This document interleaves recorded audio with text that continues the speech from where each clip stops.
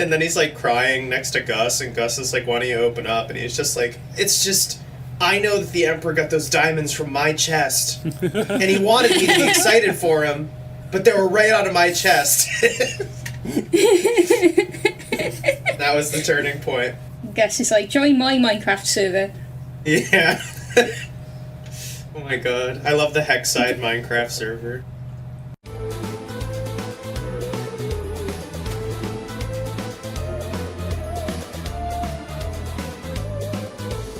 I think the curse is broken. What curse? The curse of Hexside. Yeah. Oh, yeah. The curse of Hexside. Yeah, this episode was unreasonably good. Like, impossibly good. I don't know why. Is that my favourite episode of the series? Does that beat, like, episode 19 as my favourite? Jeez. Wait, is this episode 19 again? Which one is it? Episode 17 or 18? 18. It's episode 18. Okay, well, it might be episode 19 of season 1 is my favourite episode of the show. Which one was that? Agony of a Witch. Ida and Lilith fought. Oh, yeah. Oh, yeah. Well, I think we should explain for a second. No, we're giving it ratings already. No. In my take of it, our Hexside curse. The problem has been that anytime an episode has revolved around Hexside, it has been pretty bland and tropey and stuff like it. I know we're at a point of the show where everything's going to be lore now, but any previous Hexside episode was really, really like straightforward, like Hogwarts, like school drama type of thing that, you know, got interesting sometimes. There's always interesting designs, but the plots were always just like not what we want from this show, because the show has delivered so many more interesting things when they're allowed to go somewhere other than the school. But this episode finally, you know, hit a right note on the plot and the pacing and everything, and it felt like very exciting. I thought they were doing it again when Gus was, like, flashbacking. And the guy was like, all I had to do was trick that new fucking nerd kid. And he's, like, sitting right there, and he just starts crying, and I'm like, oh, God. Yeah, okay. one of these plots again. Yeah, I can see what you mean. And there is a tiny bit of that identity in the whole Gus school thing, but like the episode was so good it doesn't matter. I think like for me, like it was really, really fun to see just, I don't know, it's like, oh, all of these characters that had like not much purpose suddenly have so much purpose and identity in this one. It's really nice. Yeah, this episode utilized, even in like a small way, like every Hexside character that had been established previously. Even the dog. Yeah. Red 13, as I call him. I was expecting... Oh, yeah, Red 13. I'm expecting the show to have a finale where it's like everybody comes together, but I didn't really anticipate there being an episode to dedicate to having the side characters be heroes like this, but it was very good. Yeah, it felt very, like, finale-esque to me. Like, obviously, if this was the finale, I'd be disappointed in the grand scheme of things, but... It ends on the worst cliffhanger ever. But, like... No, this is... It was a very, like... It was a very creative premise, too, like, this idea of this, like, illusion, like, twisted school, and just, like, they're like, okay, we have to get to the healing homeroom, just, like, everybody meeting up there for safety, but, like, they're also in this, like, weird mind maze. Very cool. Yeah. I like how Principal Bump was cool. It's like, it's kind of, you know, was already established that he's, like, he just really loves teaching and he loves his students.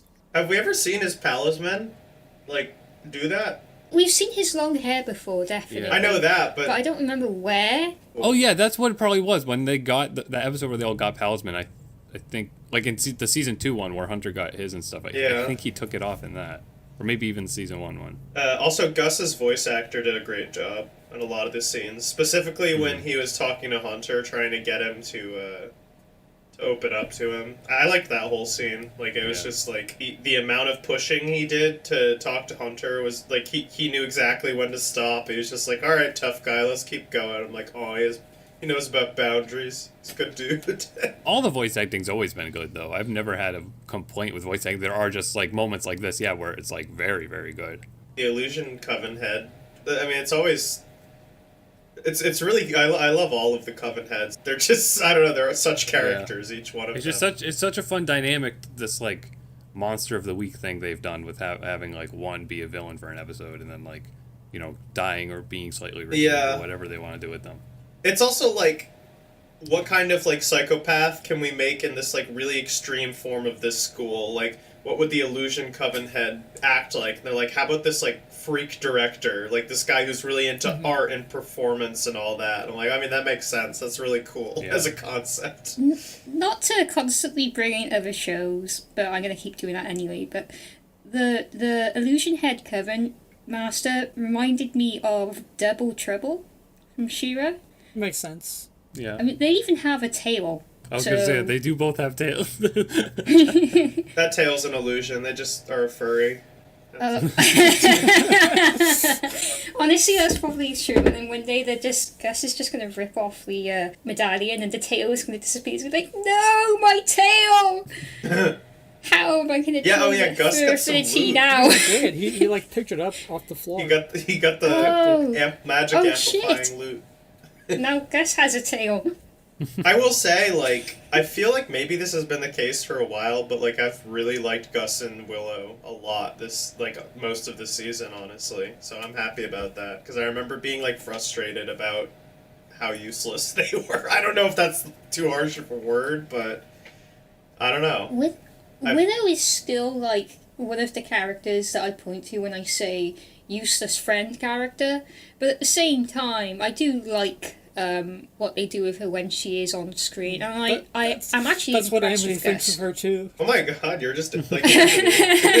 Oh no, you know what I mean. Well, no, you don't. But anyway, yeah, I do think they've definitely improved on Gus and Willow this season. Gus in particular, I think, has like a bit more of a complexity to him than he had. Well, he has significantly more complexity to him than he did last season because he had nothing to him last season, and now he's the most powerful character. What? Since when was Gus the Avatar? Like, how long has he been this strong? And why is he not, like, wrecked shit before? And is he going to now wreck shit in the future, especially with the little power amplifier? Because I can just imagine, like, you wouldn't need anyone else to fight off the Emperor's Coven. You just need Gus and his illusions. Well, he hasn't done unless this. they can break the illusions. Yeah, he hasn't done this specific thing before because it's like a trauma response and he doesn't like it, I guess. Yeah, okay, that's fair enough. You're off the hook this time, Gus. They also finally got Hunter to officially like commit to the "I'm a good guy" role at the end of this, which is rad. Dude, Hunter was like, I have nowhere to go, so I'm going to crash at the one place I feel safe, which is Hexside. Wait, I might be confused. He did go to Hexside for a little bit in the episode, didn't he? He went there once, yeah. That's when he met Gus and Willow. Yeah, so he goes to the only place where he feels remotely safe, which is the Hexside School. Because he can't yet go to... Well, obviously he can't go to Ida's house with the Owl House guards there. And... Wait, talking of that, you know that cliffhanger we had last episode? Can you remind me, where did Luce disappear, or was it implied she did? I think it's implied that this takes place during the King episode. The King episode, that makes sense. Okay. Yeah, so Luz is gone, like she's off with King, and Ida is in the Owl House, and Widow says that, no, they say that they've been seeing scouts. Yeah, and they say that they've been seeing scouts around the Owl House, and they don't want to draw any more attention to Ida, so it's like, it's not so much, it's hard to say if it was a sudden thing that the scouts went around the Owl House, or if it's something that was like increasing over time and then they did their big attack at the end of the previous episode. But I can't believe they've left us on that cliffhanger, and I'm wondering if they're going to leave the next episode on the cliffhanger as well. I mean, hopefully not. It's 19, right? I feel like 19, 20 are going to be like...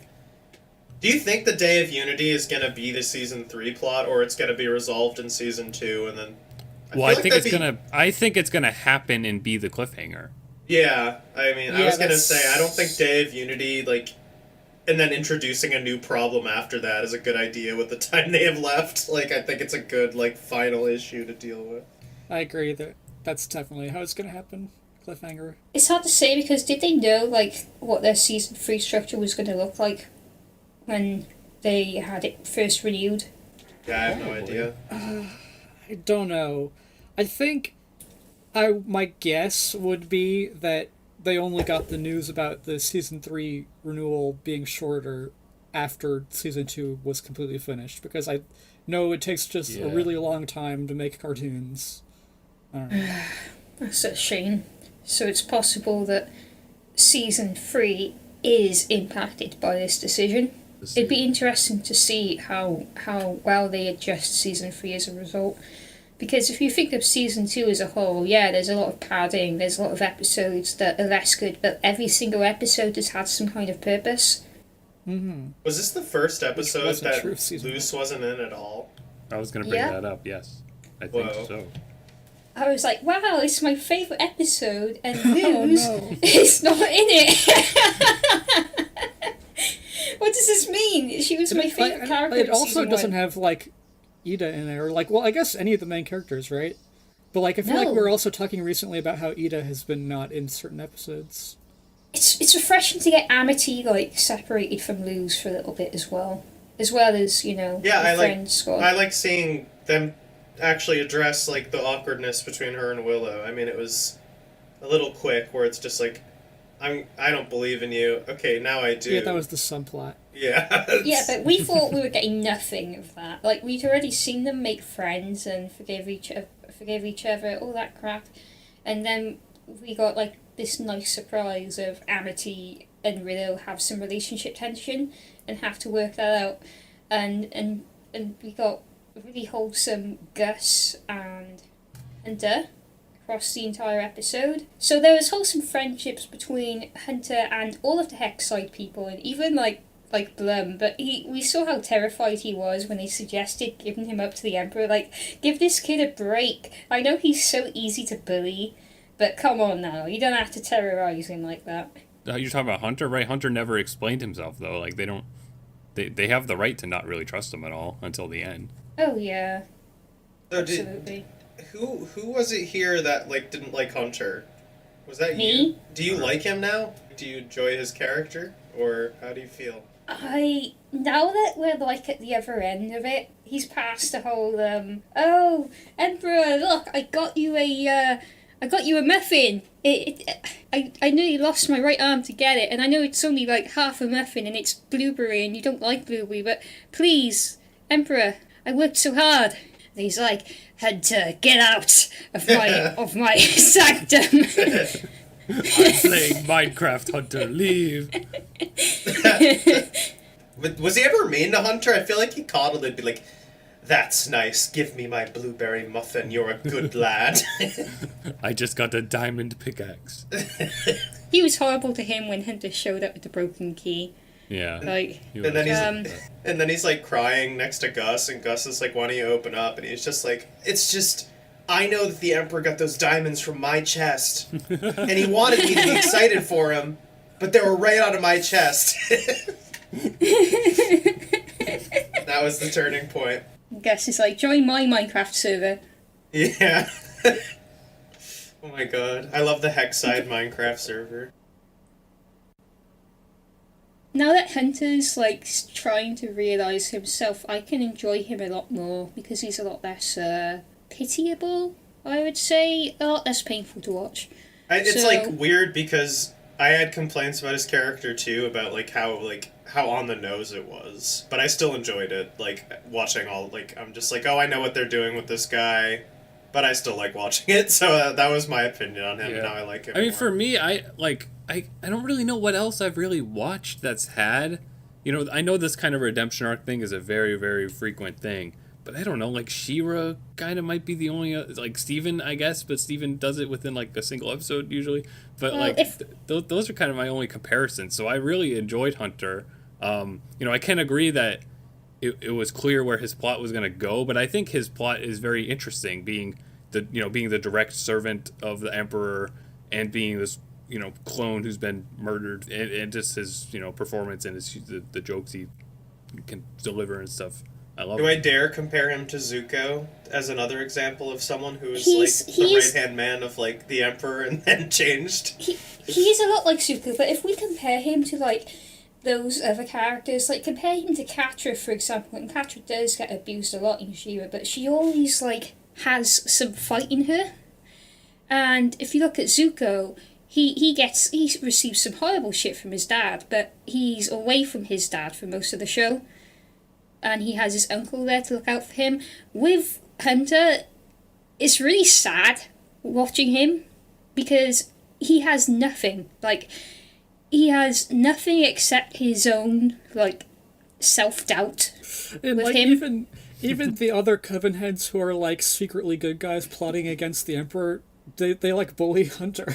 And They then did they're like, that one time. Anyway. and then they're like, he's a bad but sad boy. And I'm like, okay, I can't fucking watch this. It's too much. Have you ever hated a character because you feel too bad for them? Because that's a good way of describing my relationship to Hunter. Do you mean like it's I just painful to can't watch? watch Like him. it's like uncomfortable? Yeah, it's uncomfortable and painful to watch, and I'm just like waiting for some sort of catharsis. Like I said, in She-Ra, Catra beats the ever-loving fuck out of Hordak and Shadow Weaver at certain points, and you're like, yes! Go Catra!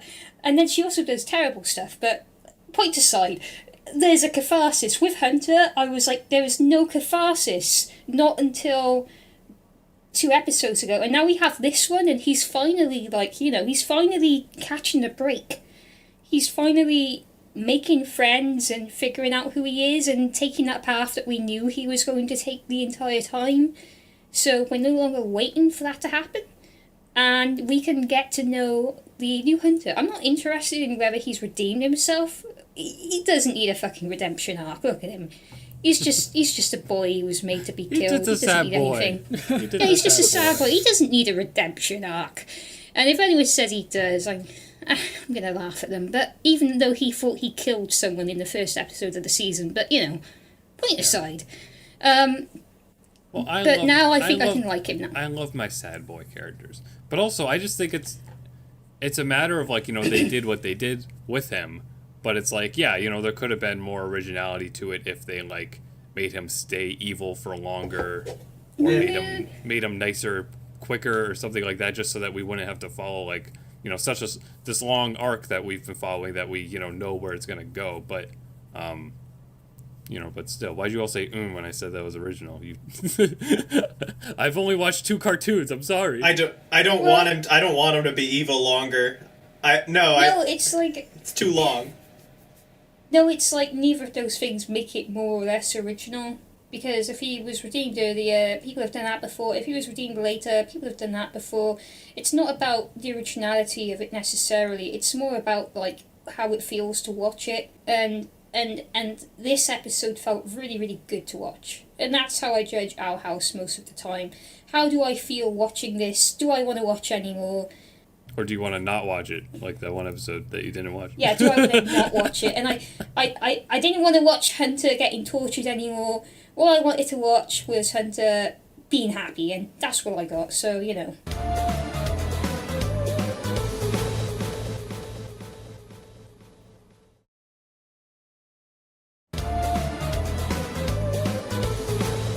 Can I say my one complaint, which is like a very redundant complaint, and I don't know if I'm overdoing it, but I'm gonna say it. Uh-oh.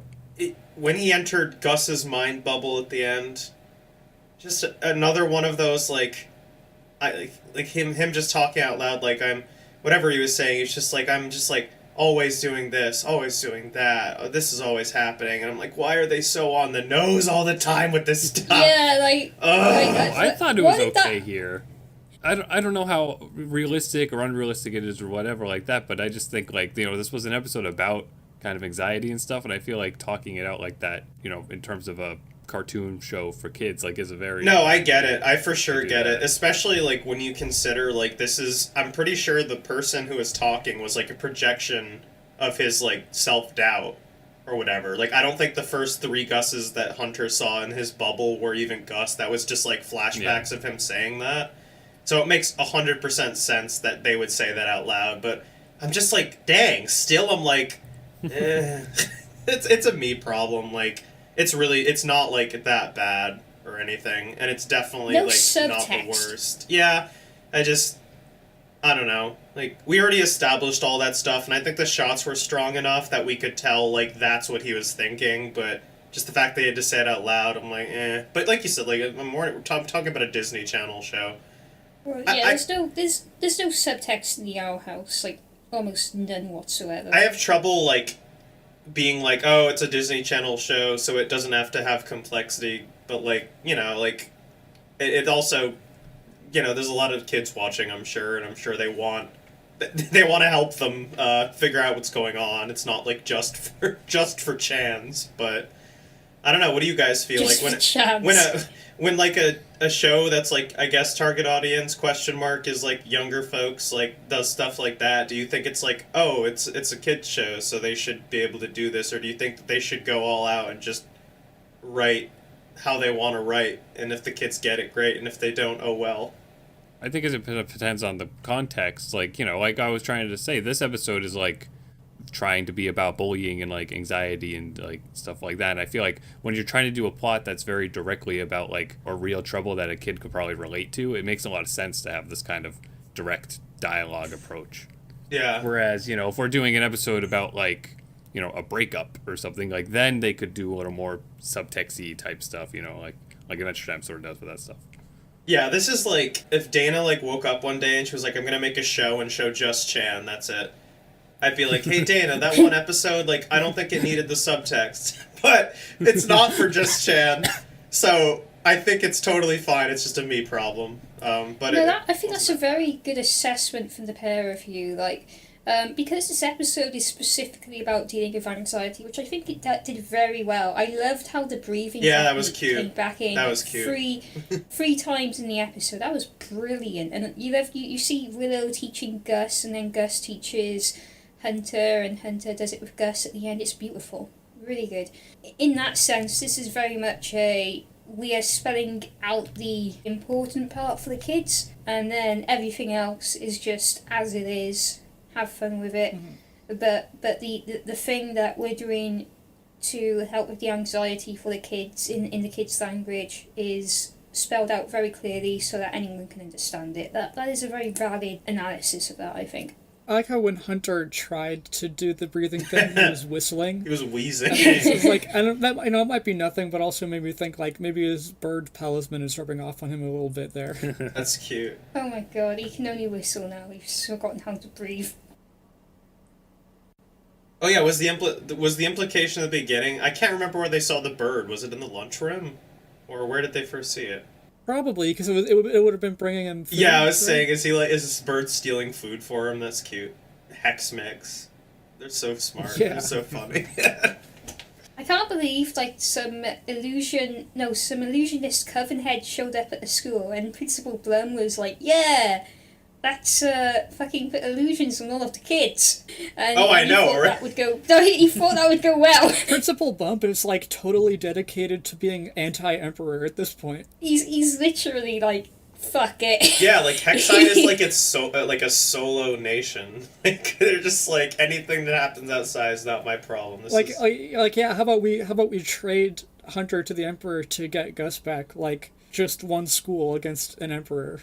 It's like Harry Potter, but less fucking Harry Potter. But the whole school as a nation thing. I do like that direction. I like that we've doubled down on Principal Bump being a good guy now, because last season we were kind of like, he was a bit of an oppressive teacher as well. If you remember when he was like repeatedly threatening to kick out Luz, but also giving her a lot of chances as well. It's like he was yo-yoing everywhere in the Hexside episodes last season, but now they've doubled down on him being a good guy, and I can like him now. And the revolution of the school, like he was so open about it. He was like, yeah, fuck the Emperor's Coven. We're not even gonna wait for us to have like a massive U-turn for the Emperor's Coven. We're doing it anyway, whether you like it or not. Do you think the end of the episode when that one Emperor guard quit was like just a one-off funny joke, or they were trying to say that the guards are even I don't know. Exhausted? I feel like that character specifically, like, did they want that to be something that the fans think is really funny so that they can bring her back the next episode and be like, oh, it's her, oh my god, no way, she's like a character now. I think it was just a joke, but I could see it being that sort of way too. Yeah. Was that Dana voicing them? Like, I don't I don't know. Oh, maybe? I don't know. I don't really know her voice. I know her voice from that one video she made, and also from the Weed My Stole Weed person. Yeah, yeah. Oh, this has been such an unstructured. This has probably been the most I know. unstructured review we've ever done. I liked when the D. Bradley Baker voice guard used the abomination robot, and then Amity was like, "God damn, my parents did this to me." Yeah. You saw like Edric and the sister. You saw them like on the floor in the background. Also, they put the illusions back on themselves.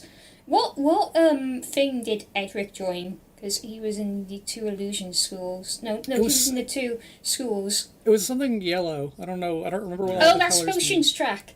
Oh yeah, of Potions track. course. Oh yeah, because he was oh into fuck, potions. because he did potions with Ida the other episode, and now he's joined Oh, the yeah, Potions duh. track. Oh, yeah. That's cute.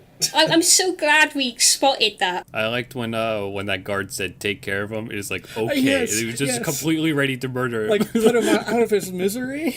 Yeah, which I want to talk about that too, because it looks like he was doing illusion magic, and that makes sense because all those guards were working for the illusion Covenhead. But like, how could you possibly kill someone with illusions?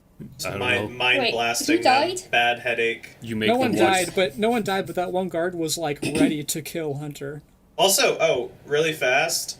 Gus used a glyph. I was excited to see that. He drew a glyph Yeah. on the abomination juice. No, I thought that was Hunter. No, it was.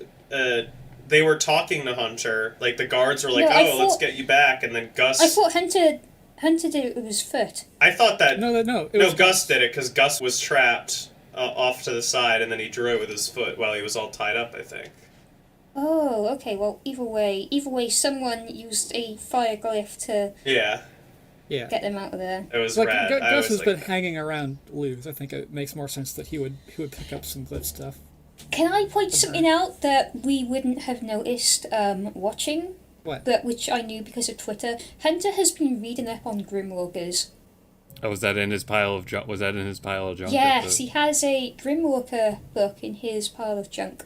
I was like interested in maybe pausing a bunch of times because there was a time when Hunter's like memories flashed on the screen really fast with like part of Gus's illusion business, and I was like, oh, are any of these things we haven't seen before? It seemed like that was just stuff from the previous episodes. Yeah, Yeah. I think so.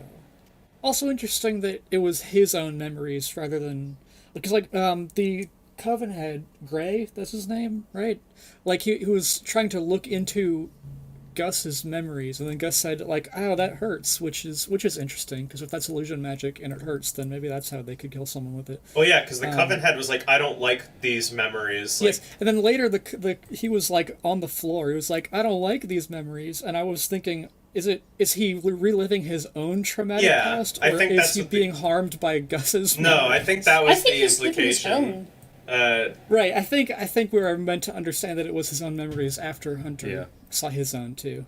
Which I thought was really cool. I like the idea of like a bubble of like contagious trauma or whatever. Like, you know what I mean? Like, it was a very interesting idea. Just the whole episode had really cool concepts, I think. It's very interesting that Gus, he's not in any coven, so his magic isn't restricted right now, but he's just really, just naturally a super talented illusionist, I guess. Even to the point where he is unintentionally casting illusions based on his emotions. Well, that's interesting to think about, actually. Like, where do you... What happened to that episode where like they went to those ruins or whatever? Didn't he find someone who taught him stuff, or no? Was that like a fake person or something? I I remember, don't- like, an old person that was an illusion. Yeah, there was like an old guy. Yeah, he was. Yeah, he encouraged Gus, and he was like, if you. I don't think he really taught him anything new specifically. I could be remembering wrong, but I think he was more just like giving him a couple tips for the specific situation, and then he was like, "Come back to talk to me anytime you want."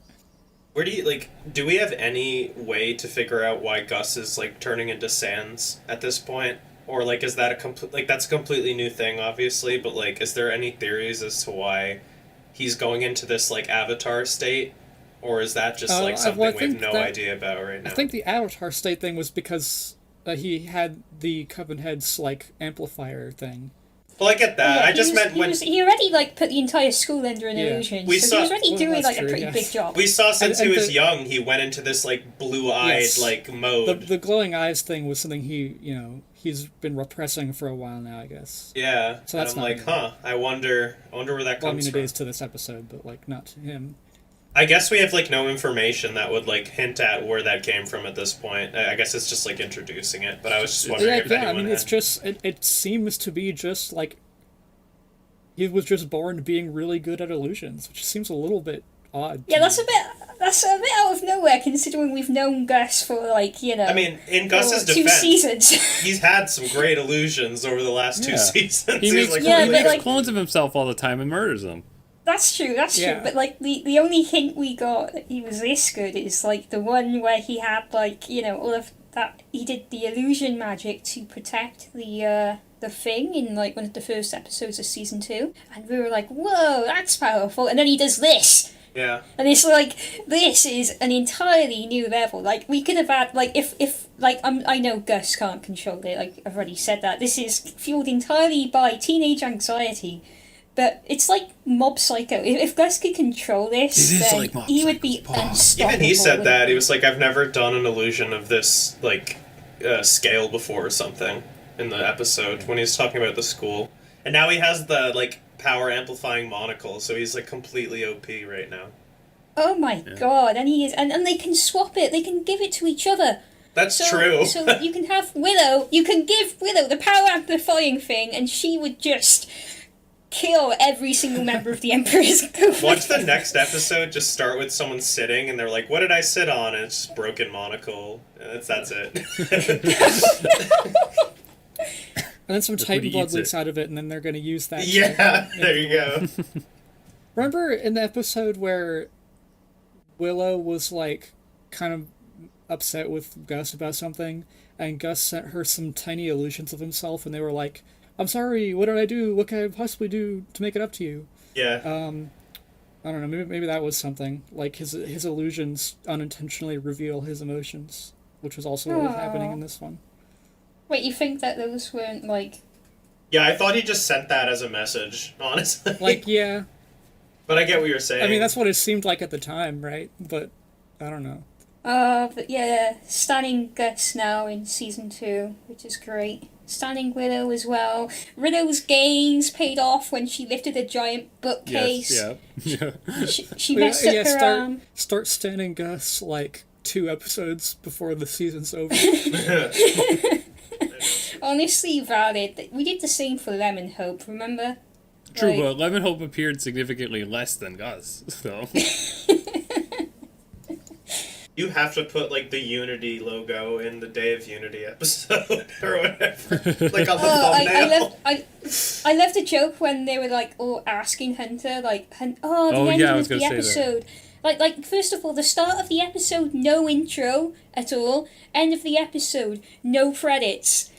It is action-packed, like, from beginning to end, no padding whatsoever, entirely breakneck and brilliant, but not too fast for us to pick up on everything and all of the themes they're doing, so I think it was a perfectly paced episode. But the end of the episode where Hunter's, like, being pestered, and what did she say? What did they say? Do you sneeze in your mask? Yeah. And then He said Red yes.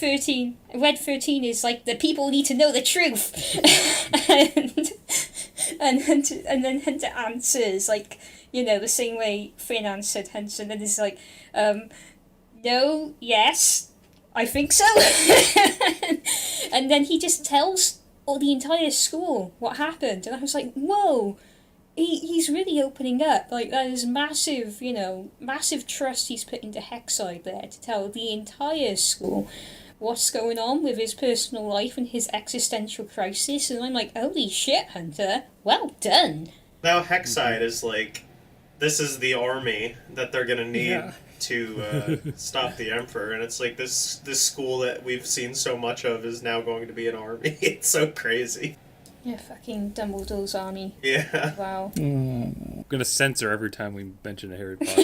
Like, Yeah, we just put like a beep over it, like I'm swearing. It's gonna... Pete's army! What'd you say? What? Well, you said fucking Dumbledore's army, so we wouldn't censor the fucking, but we'd censor the Oh, that's even worse. Chan swears now? yeah. Transfers now. Character development. Also, Tipsy, by the way, I just wanted to, like, I was thinking about the episode you said you liked from the last season. I think that was episode 18 of the last season, because you didn't like the finale. And the finale was not episode 19? 20, because they had Wait! the shorts in that one. Oh, you're right. There was no episode 20 last season, so it was episode 18. Oh my god, episode 18 is the good one. You'll never get Oh my enough. This is God. your last episode 18 of the Owl House. You'll No. ever have. No! Episode 18 is always the good one. Do we have an episode 20 this season, or just... I think so. episode I don't think there are any Yes. shorts this time, so yeah, Okay. we should. Okay, so we have... we have an episode 20, so maybe we'll just have a second high-quality episode 18 as our episode 19. Episode 19 could be good too. We just gotta assume. Episode 18, episode 18 again, and then episode 19. I think we should... Yeah. I think we're done here, unless anyone has What any... do we rate it? I don't know, it was a good episode.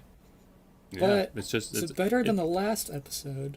I think so. It's my problem is that, like, you know, it doesn't have, you know, it's a lot of just personal stuff. You know, there wasn't much, there wasn't lore, but it, like, you know, it pushed the story forward.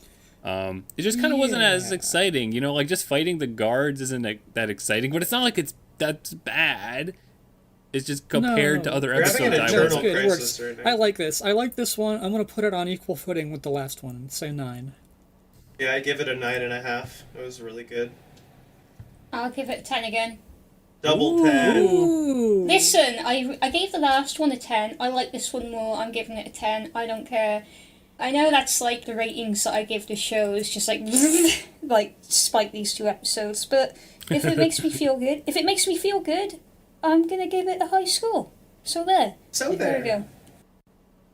well, Nick's gonna give it 8.5. Oh no.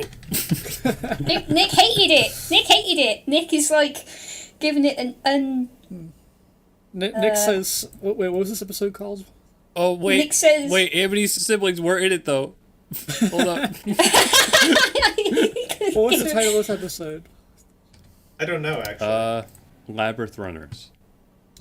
Oh, that's cool. Yeah, that was I'll give it a 9. An illusion It was- labyrinth. Really? The concept's cool. It pushes stuff forward. It's kind of just personal stuff it's missing. Okay, well now my joke doesn't make sense, but I was gonna say Nick gives Labyrinth Runners 7.5 out of 10. Too much water. True. Too many too much illusions. water. Any illusions. Wait, maybe his original score was an illusion. Oh my god, this is crazy. Oh, there you go. Or maybe my current score is an illusion. Oh god. It's a lot of pressure to make a haiku all the time, you know? It's crazy. Everybody expects so much out of me. Yeah, I can imagine. Yeah. What rhymes But with anyway. illusion? What rhymes with illusion? Collusion. There is some collusion going on. If I had a trauma bubble and you guys entered it, it would just be from yesterday when I forgot to get ketchup at Five Guys. No. I was so excited Say a for my... haiku about that. Okay, I will. But first I have to tell the story. It's very short, very exciting. I really wanted Cajun fries, and I was like, can't wait to dunk those Cajun fries in ketchup. And then I went and got them, and I didn't get the ketchup, and I got home, and it was just dry Cajun fries. And they were delicious, but there was no ketchup, okay? And I'm not happy. All right, here's my haiku. Where was the ketchup? I needed them for... Wait, oh no. Where was the ketchup? I needed it so bad. Oh, that was cheating. My fries were so dry. Wait, this is the Owl House podcast. Is that okay? Can I keep that haiku? Yeah, that's a good I've- haiku. I think. Yeah, so. we're Yeah. allowed we can have a one-off haiku for once. If you enjoyed this video and want to see more, please hit the like button so more viewers like you can find this video. Please consider subscribing to my channel with notifications on to see my future content, and follow me on other sites like TikTok and Twitter for special exclusives. Thank you very much for watching. Please stay tuned for more.